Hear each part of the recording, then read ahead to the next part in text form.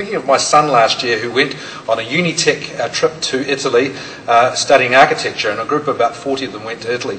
And when he came back, and I was expecting him to tell me all about these wonders of Italy, the first thing he said, "I've got to show you this, Dad." He said, "I've got to show." He said, "We were at the Vatican," and he said, "It was unbelievable. We were going through the Sistine Chapel and having a tour. The next minute they announced the Pope was arriving for a service." And he said there were 6 of us at the time walking around, and next minute, about 15 minutes later, he arrived, and they happened to be right near the front. And Sam took this amazing video on his camera of the Pope arriving, going up to the front and sitting down, and then the service taking place. And that was virtually his most memorable thing about the whole of the Italian visit, the presence of the Pope this day. And it really did mean a huge amount to those that were there.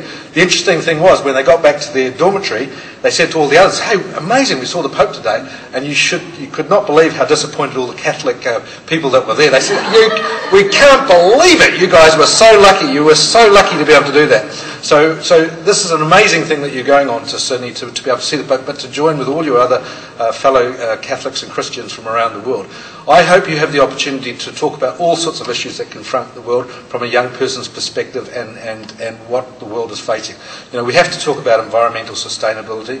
We have to talk about peace. We have to talk about our countries getting on and how we're going to bring peace around the world and for the benefit of the globe and our environment. I hope you have a chance to reinforce your faith and all the good works that you're doing, but also please talk with your fellow young people from all over the world. How can we make this world a better place? And I know you're the young leaders that are coming through in our community and in our society, and you will go on to replace the old wrinklies like me and others like Bob as the future leaders of the Auckland region and of New Zealand. And I know with people like yourselves as leaders in our community, we're in good hands for the future. So I wish you well. 100 days, you'll be all excited and really have a fantastic trip to Sydney.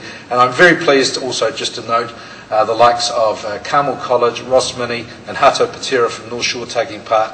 I'm very proud as Mayor of North Shore that we have a strong contingent joining in with the rest from New Zealand. Thank you.